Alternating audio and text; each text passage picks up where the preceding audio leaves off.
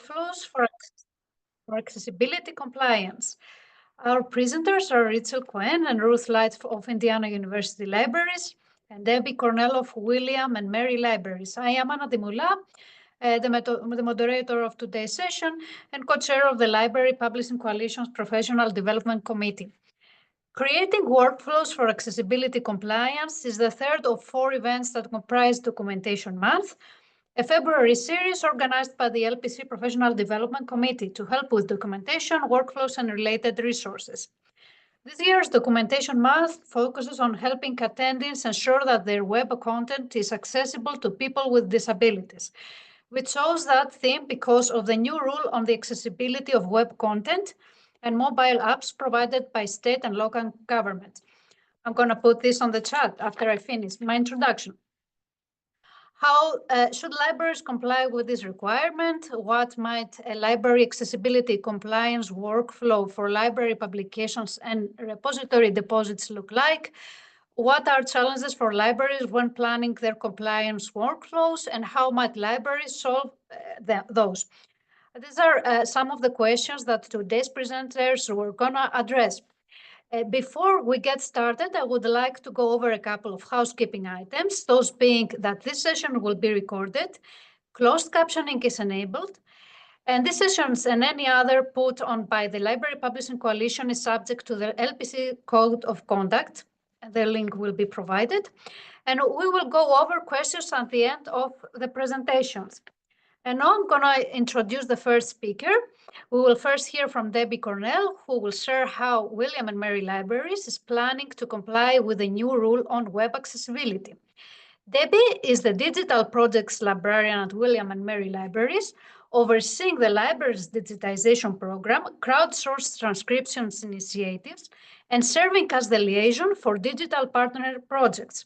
With expertise in accessibility, they have developed protocols to make analog library materials available and are in early stages for making digital library collections more inclusive and user-friendly. And with no further ado, I'm going to turn it over to Debbie. Thank you. Let me see if I can get the share screen. And share, and then play from beginning. I've got all these things. So thank you for having me today. Sorry, I've got a little pop-ups coming up. Again, Debbie Cornell at William and Mary. I basically want to just start off with, if people are unfamiliar with WCAG and what it means. Why isn't this working? Hello. WCAG is how I pronounce it. Everybody else pronounces it probably different. Is with the new ruling, content used to be at the A level or less, and now with the new ruling, it has to pop up to the AA level. WCAG has a total of 78 points of criteria, and each level denotes a certain amount of criteria being met or complied with in order to be fully accessible. So the points add up cumulative as you go from the lowest A up to the highest, which is AA. What I'll cover today is basically a little bit about William and Mary Libraries, the initial response on campus and what we did at the or what the university did and what we did, how we're navigating this compliance, tips and challenges, and ending on a positive note, a new partnership that came up during our work so far. So William and Mary Libraries is a group of 4 libraries. We do have a 5th, which is the law library, but they're considered administratively separate, so that makes it easier. We serve almost 10,000 students, about 3/4 of that undergrad, a range of 800 faculty members, and the libraries total of our 4 libraries have a staff about 53 people. Let me see, and if you want to know the various libraries we have the main library where I work, SWIM. We have a School of Education, a School of Business, and Virginia Institute of Marine Science, or where the other libraries are located. So where we are with the compliance to the Title II, this is sort of my concept of a compliance scale or stage. starting would be basically understanding what the new rules are and an initial idea of identifying areas and processes that the rule will impact. So in the sorting out stage, phase, we're really looking at trying to figure out what we have and what the compliance would be for addressing each item and then coming up with a plan. So I can cover the university's response back in 2024. So the landscape we're working within. This university immediately, our comms communication, any website, images, alt text, social media, PDF. The business side of the campus is running on taking care of VPATs for compliance with different software and businesses. The university hired a new position, a digital accessibility specialist that is based in campus IT and coordinates with the ADA coordinator, the university's Studio for Teaching and Learning Innovation, and business operations as a guide. And she started about a month ago, and we recently met her, I believe it was last week. So we have a partnership there. Blackboard, the university has taken on a campaign to be Strive for 85, which any content faculty uploads to Blackboard, 85% of it be compliant. And then we started assessment. So like many institutions, we're pulling together data, assessing collections or services, reaching out to vendors to start getting information on the products they offer, and then we're actually keeping in contact with the university on how they're proceeding and what resources they're offering to meet the compliances of that. So I want to introduce the ARLs, ADA Title II regulations, implications for libraries. It's a nice resource that I find very helpful. It breaks down sort of the ruling and presents content in categories that's easily digestible and a good framework that I'm using to address content as we come upon it. So I just wanted to share that with you. So it's kind of a common language in how I go about viewing content and talking with others about it. It's very helpful there. So our efforts to date, it originally began with two people, our Associate Dean of Collections and Content Services. Content Services is our term for tech services. And Assistant Director of Library Communications, Web and Design, who has a special interest in accessibility and web development. They performed an initial wide view analysis to identify areas and prioritize them based on highest impact to operations and to public use. And of course, those were the main website and on all content, such as forms, information, documents and stuff based on the website to bring up to date. And then of course it was the business side with licensed and purchased content databases. They've been doing that for over a year now, or about a year. And now we're going into our second phase of it, where they're bringing in a next group of staff to start addressing specific areas. So the second priority levels were definitely like vendor supplied systems, ILS, chat, and all our unique collections. So anything we digitize from Special Collections Archives, our institutional repository, and OER book publishing that we do. So we have brought in 4 staffs, members as you see them, all librarians.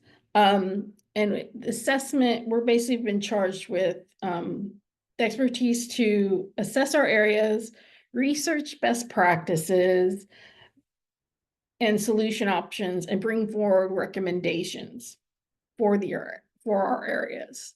We're relying a lot on professional connections to do this, consortium groups, and also departments across campus, what they're addressing. We will say, one thing I'll go back and say is we're definitely taking at this point is touching the people and bringing in the people who have the expertise on the specific areas to to kind of navigate this and come up with recommendations and hopefully decisions on this content as we go. So I'll kind of go to transition to a very simplified initial approach of how we're going about, or how I'm going about assessing. So I break it down very easily, and it's to identify what we already do that fulfills compliance, identify where enhancements are needed to come into compliance, and then start investigating ways of options of how easy is this going to be able to take what we're not compliant up to being compliant. Again, at this stage, it's a lot of relying on fellow colleagues, digital libraries community, a lot of discussion between us of, oh, what are you doing? What are you doing? What are you doing to kind of figure out our way? At this stage, it does initially appear very daunting. I mean, I think the most daunting thing is thinking of remediation of our legacy or already existing digital content and how time-consuming that's going to be. And just thinking what tools are out there. I will say one thing that's very important that we're doing is creating documentation as we go. Instead of waiting till the end and compiling it all. As you approach collections, especially in the digital area, it's very easy to get lost of what you're dealing with. One thing leads to another, categories existing, it helps just keep track. I'm just using a spreadsheet. So it's good to know, but it's definitely time consuming. But to take a dive a little clearer for just an easy way to examine how I'm going about it, I'm going to use our institutional repository. And the two main type of content we're dealing with right now is our electronic theses and dissertations and our OER book publishing. Now we work with ProQuest ETD. So the processing is sort of out of our hands, but we get the end product. Our graduate school offices manages the front end process until it's delivered to ProQuest. And then like many campuses, if you have this, then you get copies once they're submitted to ProQuest. We know it complies with OCR, but we're really not sure, or I haven't verified yet if it's tagged, bookmark, visual contrast, all those other levels of AA compliance. So it's a really simple of, is it not compliant or compliant? Do we know? No, then go about and do the next stage, which is verify the process and keep updating as we go. Now, OER book publishing, we use Pressbooks. And with that, we've gone through since the last 2 years as using full of the accessibility resources available within the platform. And so far it meets everything from OCR, alt text, tags, bookmarks. It enables various formats for people to download or access the books in various formats. So we're ticking that off is that, yes, that is fully compliant. I will touch on, it does bring up an issue, or not an issue, but a question on when you're getting part of a service or a vendor platform for your content. If something's not compliant, like the ProQuest ETDs, it's the question of, well, with whom does non-compliance fixes lie with? So that will be an interesting path to go down, is like who's actually going to perform this to come into compliance, and seeing how vendors respond is what is going to be interesting as we go forward. And then I'll dive into our special collections, which I probably know the most about. I think the most helpful thing, key for me that's been, and I've talked to other colleagues about, is to mentally separate what your current workflows are from your legacy content. We're human, our minds want to keep tackling and just snowballing things, but it gets very, as you say, overwhelming, or it's a little hard to get mixed up exactly what are we doing. So our first priority is to assess our current workflows and how to incorporate the standards for compliance in those, and then go back and really dive into our legacy collections that already exist.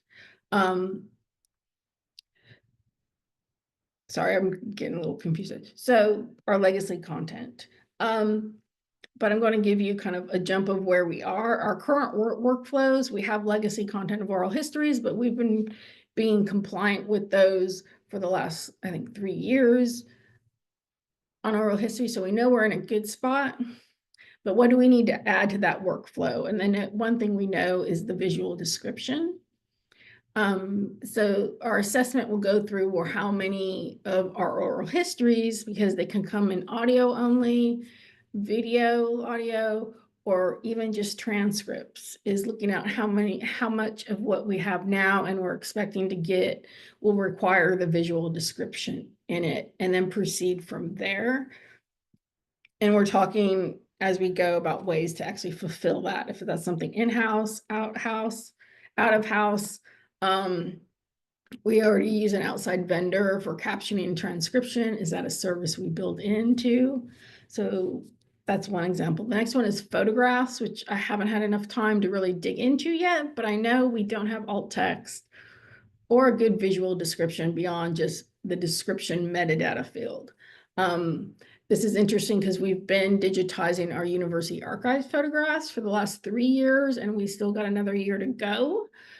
So basically this is being, the path on this is just a discussion with our metadata team to see how we can implement that and exactly what level of description do we need to put in. And then our yearbooks, this kind of leans more towards legacy content example, but our yearbooks are highly used content, and we kind of look at this as a the first start at looking at legacy content and deciding what to do with it. We know with yearbooks, OCR, they're OCR, but how great is the quality of the OCR is a question. But also we know it's not compliant for our alt text, tagging, read order, structure. It's a big headache when you're digitizing that type of material. And definitely things we played away with technology-wise, automated processed, it doesn't work that great. So if you have like structured layout, tabled layout text, or even images and text, it's poor results to that. So how do we address that? How do we address the poor results of auto tagging in Acrobat PDFs? So this is going to be a fun challenge. But I think what happens is we're just taking it one piece at a time. And at this point, we don't feel any pressure by the deadline. We're just leaning on that. Hopefully the government will be like, okay, it is going to take a time as long as we're actively working on it. I will say the Title II does have exemptions. So I want to say we're leaning into that for some content. An assessment of what we're going to do as we go forward with legacy is basically look at what is highly used content and identify ways to bring that up to compliance and see if we actually could potentially be able to bring it up to compliance. But lesser used content, really go to the model of upon request, if possible. And again, said we're leaning into the exceptions, and the one exception of requirement and cannot meet is undue financial and administrative burdens for that. So we think the combination of the exception, having a upon request option will really address and make manageable a lot of our legacy material. But let me see what else I got. And again, just to end on a positive, our challenges and tips so far, I think is largely just keeping perspective and not being overwhelmed. Just know it's time consuming. I find it's like once I get into it and start analyzing, figuring, okay, this is what we can do for this, at least for workflows, it's fine, but it's those hard, difficult things like OCR quality, yearbook type things where you have structured data. it's frustrating that a lot of the automated process, such as Acrobat, auto tagging, bookmarks and stuff, is really not at a level that I would call it compliant. It'll go through and tag, but it's not at a beneficial level to what someone who's using a screen reader or even audio device to go through what we've generated to be helpful. And I guess the other thing is challenges is just staff capacity. We don't have a person dedicated to accessibility in the library. The campus now has someone, and we're relying on them to set the baseline standard for like PDFs, image content, and then from there, if we decide to go up more levels, we have that option to do for us. But we want to stay in compliant with what the university does for our basic. Just some tips we've been going through so far is definitely understanding the requirements. And this is where it comes in to have other colleagues come in or staff with the expertise. I don't think one person can do very good at keeping it all in their head with compliance and going through all the different sections, but really getting nitty gritty and getting into assessing content. So knowing at least your part of the pie to look in is really helpful. Where to start is another question people have asked me, and just as colleagues talk, I think it just based on your collections, what's priority to you in your institution organization. For us, we know we're getting a lot of oral histories, so that's what we want to make sure we have compliant first, and then going from there in our collection. And definitely document as you go, rely on your community and professional organizations, and definitely keep in touch with your campus institutions that they will supply tools or services, such as batch PDF editing and conversion, different captioning transcription tools, software. We've talked a bit with the new position on campus for digital accessibility and mentioned some of the software we're using. And they're like, oh, we can get a license for that at the university level. So that's really helpful. And also keeps it where not everything is coming out of the library's budget. It's coming out of the university's budget to make us all compliant. Okay, so this is where I'll end on a positive note. In the last year, we've had a new relationship, and that is on a department across campus. That's our Student Accessibility Services, or what we call SAS. And we really came together over an issue that we were experiencing here in the library since the ruling. Faculty have become very aware of trying to provide accessible materials to their students. So we had a big increase on faculty inquiries for their course materials being converted to accessible formats, or if the library can buy formats for them already as in ebooks. The issue was faculty were doing this on behalf of students in their classes, and the students weren't coming forward to request the materials from us or from SAS. So that's sort of out of our university protocol. It has to be the person requesting, who has the need requesting.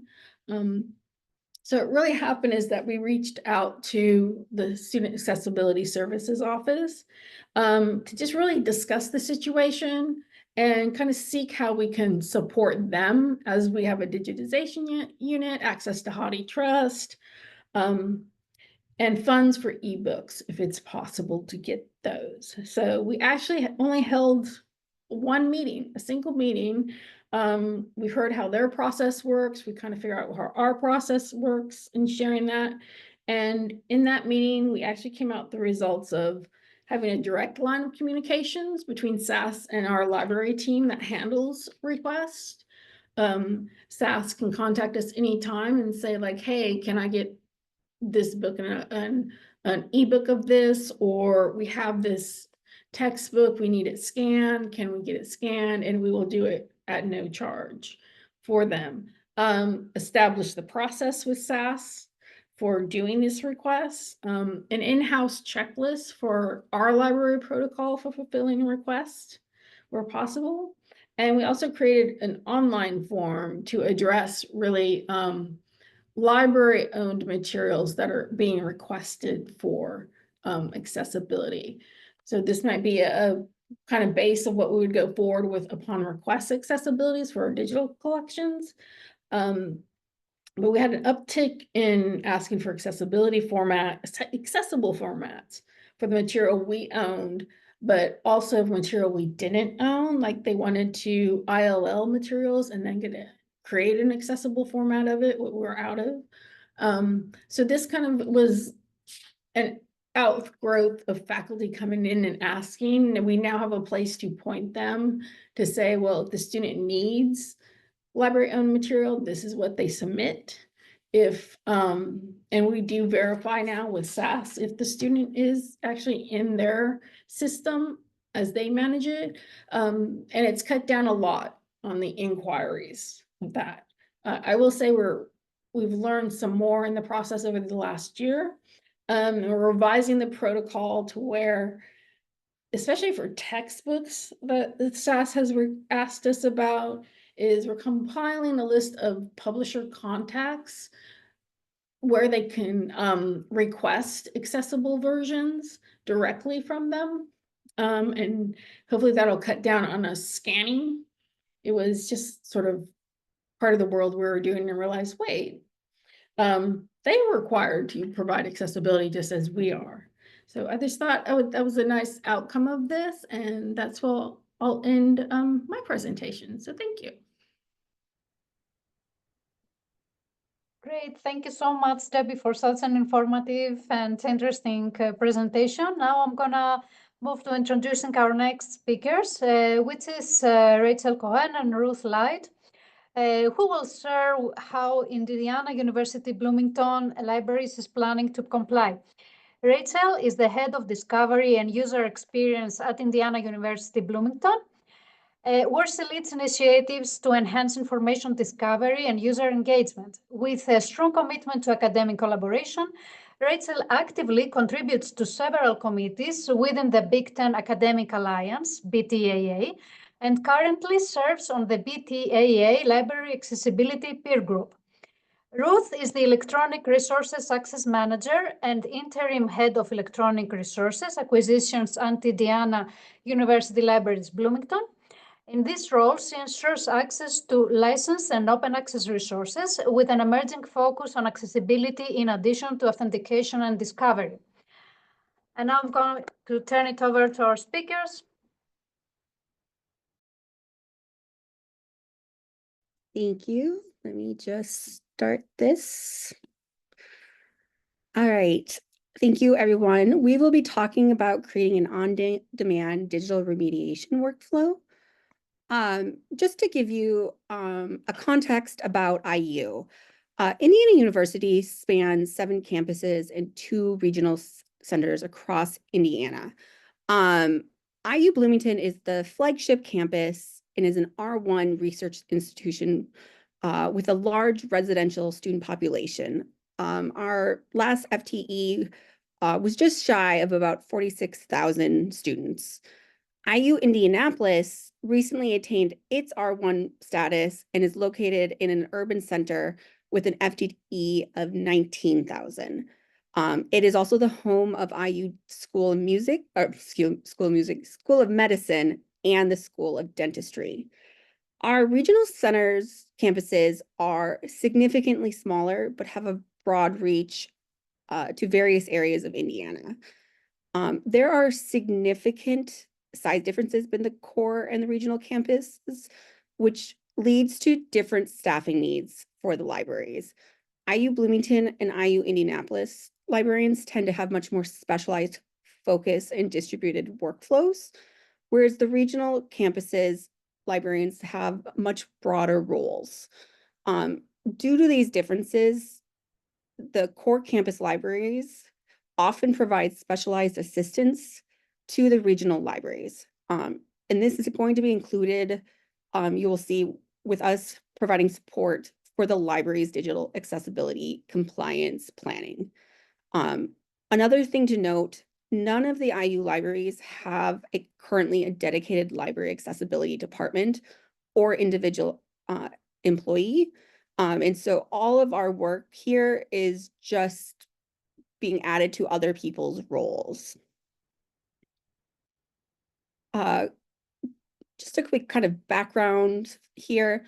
In around August of 2023, IU launched what it called the Digital Strategy Initiative, or DSI, if you talk to anybody here, which required all of its university web pages to meet at least level 2 of the WCAG standards.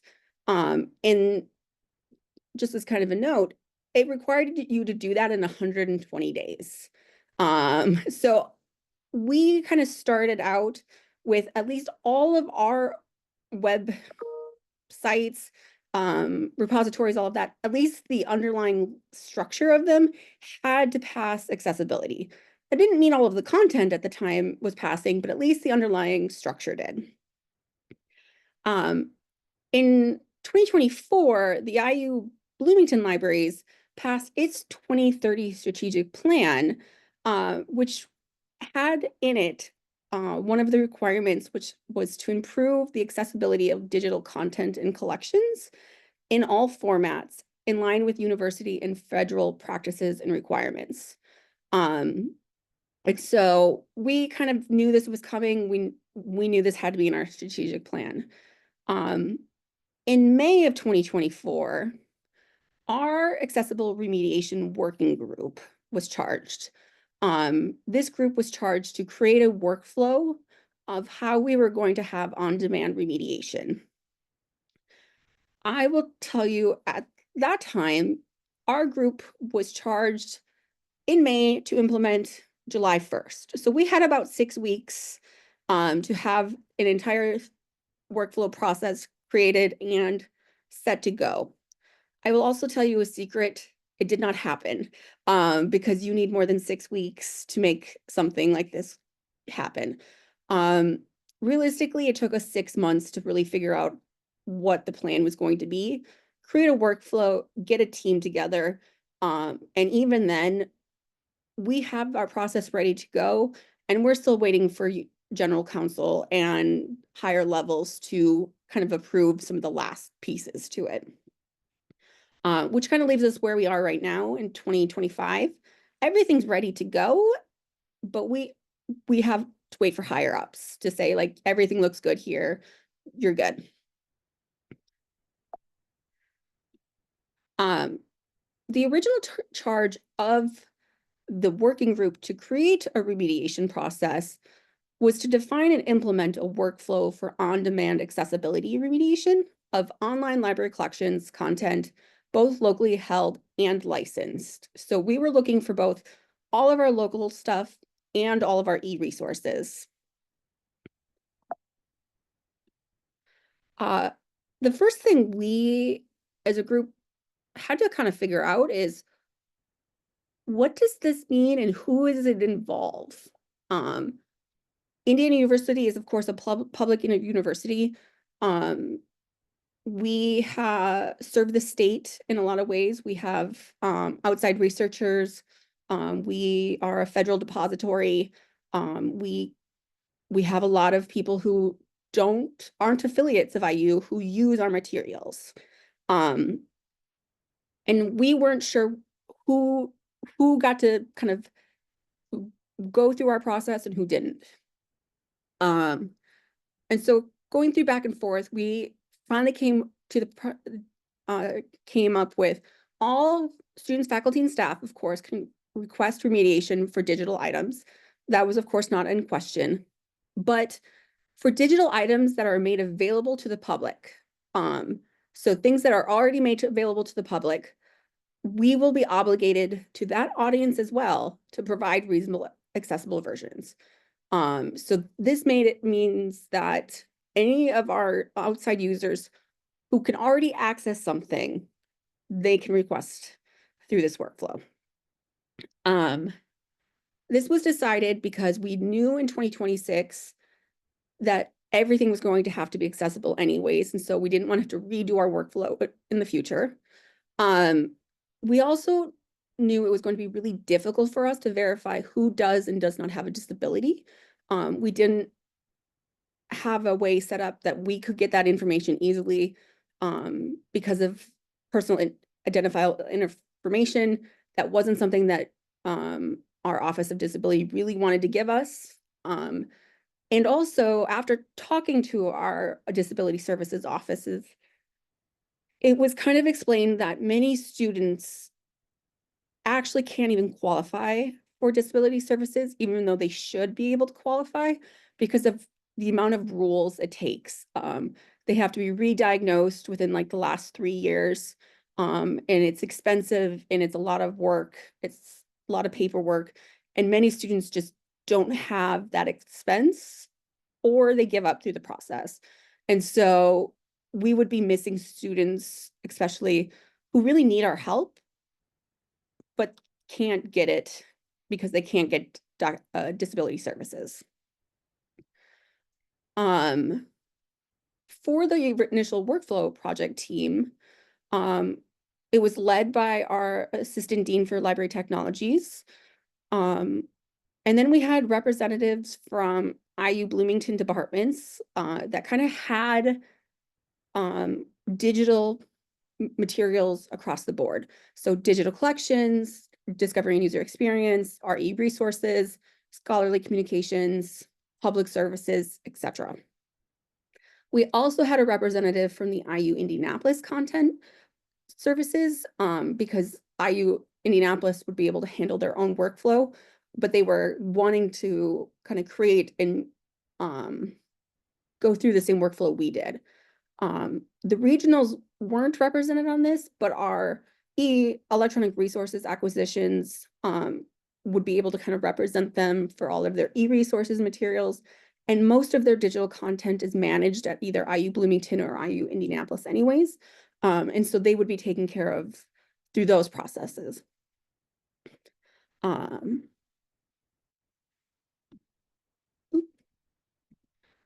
then we tried to create a workflow.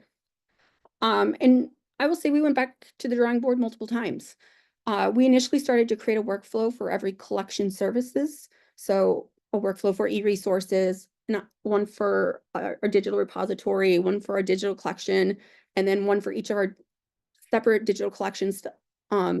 And we just found that we were either leaving out collections because we didn't really know who the person was that we needed to talk to, or there wasn't a person to talk to, or there was just a lot of overlap that led to a lot of questions. And so as the person doing this, I scrapped that and went back to the drawing board. And then I was like, well, let's try creating a workflow for every digital format type. And let me just tell you, I was really naive when I said that was going to be the next process because I didn't realize how many digital format types there were in a lot of our stuff. And you know, all of the common stuff had a lot of the same workflow, and then you'd find something. I was like, I don't even know what this format type does. Like, no one does. And so we ran into, again, a lot of redundancy and a lot of questions of like, are we ever going to see this item come up? And if so, what's that workflow? No one knows. And so, again, talking it out with the group, we were like, is there a way to streamline this? What can we do this again? And so then we tried just a standard workflow for everything until something had to kind of branch off. And that actually worked really well. And so we created a flowchart workflow process for everything except for 2 processes at the moment, which are e-resources and our what we call media collections online. So our digitized media items, which had already had an accessible remediation process for years. And so they didn't want to change that. And so far, it hasn't been put to the test, but so far everybody was like, this is a workflow we can live with to start with. And now I'm going to turn it over to Ruth. Thanks, Rachel. Oh, with the general workflow created, we realized we needed to pivot from theory to practice. To start off this transition, we created a new charge for the next generation of the project team. These folks would be responsible for handling patron requests for accessible versions of online library collections content, including content in digital repositories, digitized archival and special collections, library publishing platforms, digital exhibits, and licensed electronic resources. With the new charge in place, we made a few adjustments to the makeup of our team so we could focus on those operational matters. In addition to being the folks who would do the remediation work, we were also charged with laying the groundwork for remediation by attending remediation training, obtaining access to remediation software, and creating the documentation that we would use for remediation. This library accessibility remediation team was initiated by the Assistant Dean of Library Technologies and includes 5 members from IU Bloomington, 2 of which, myself and Rachel, are permanent members of the group, and then 3 additional members from Bloomington representing several key publishing departments who will rotate through 2-year staggered terms. And in addition, the IU Indianapolis digital content services are again part of this overarching accessibility remediation team. The documentation created for the on-demand remediation falls into 3 broad categories. We had our team needs, our remediation work, and our training resources. The team needs documentation focuses around defining the team, what we're doing, and how we can communicate with each other. We documented our current remediation team members and the terms they're serving, so we're going to be ready for future offboarding as well as recruiting and onboarding new members as terms turn over. We also developed a schedule for covering the remediation request queue. Key to this was ensuring both an on-call monitor who's responsible for managing any new requests that come in, as well as establishing a backup monitor who can fill in when that on-call monitor is unavailable, or if the number of requests is too much for one individual. One thing that was also important is we made sure to establish our practices regarding what are working hours, so what are the hours we're going to cover this queue, as well as whether or not it would be covered during campus holidays. The final component of the team needs documentation was to ensure that we had a collaborative workspace available. Of note, we wanted to ensure a space where we could share all of our documentation and work on it together, easily communicate within the group both through meetings and IMs and the like, as well as having a ticketing system to be able to receive and manage those on-demand remediation requests. Next, we created and continue to improve the documentation specific to the work of remediation. Using the general workflow that Rachel created as our starting off point, we documented how to proceed with remediation requests, as well as when to move a request into one of those specialized units for remediation, e-resources or media collections. Due to the potential subjectivity when remediating an item, we created a style guide to establish our team's agreed upon practices when remediating documents. This guide builds upon the university's Assistive Technologies Department guide for remediating PDFs. So this allows us to document local practices of the group that weren't quite clearly delineated in their Assistive Technologies guide, but at the same time following their general instruction. We hope that this approach will lead to consistent remediation, not only within our team, but also grant users a more coherent experience, regardless of who remediates the content for them, us or Assistive Technologies. Remediation work also, of course, includes ensuring that the requests in the queue progress in a timely manner. So we created our team specific documentation relating how to use our ticketing system, Jira Service Desk, with a quick reference ticket checklist, as well as established practices for handing off tickets when queue coverage actually changes. And finally, to minimize repeated remediation of the same document, we designated a storage area for remediated content. So if the item is requested again, we can simply pull the existing file instead of spending anywhere between 1 and 10 hours remediating it again.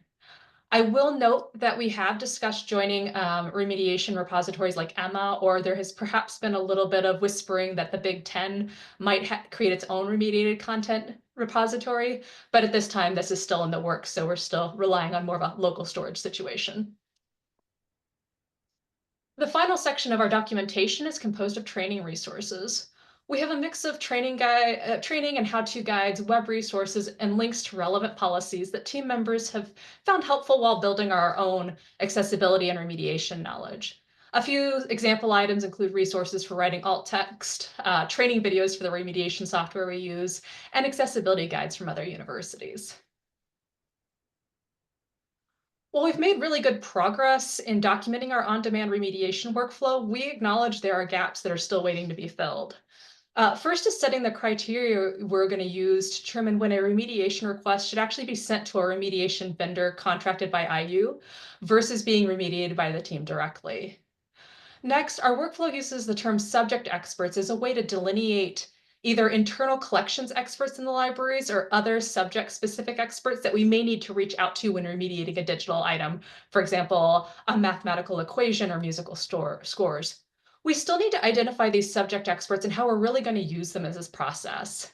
These experts, though, were built in to the workflow as an acknowledgement that only one person's going to be on the queue at the time, and they're not going to be able to know the background of all of our digital materials, nor be able to do musical scores and mathematical equations at the same time. Finally, we know that we have some non-standard formats that could eventually be requested for remediation. For example, digital maps, for which we just don't have any practices established yet. We hope that as we gain some of the answers for the vendor remediation and subject experts criteria, that we can begin establishing these workflows. However, we also realize that if we waited until we had every possible eventuality documented, we would never be ready to launch. So we were prepared to begin remediation, even with these gaps in our operations workflow.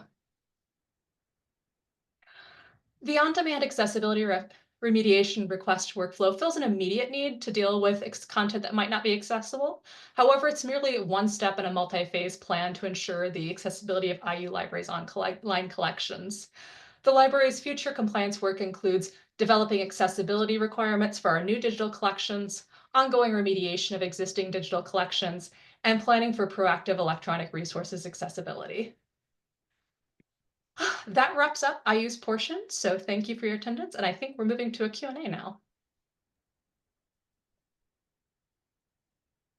Great, thank you all the presenters for such insightful presentations. And yes, we're moving now to the Q&A session.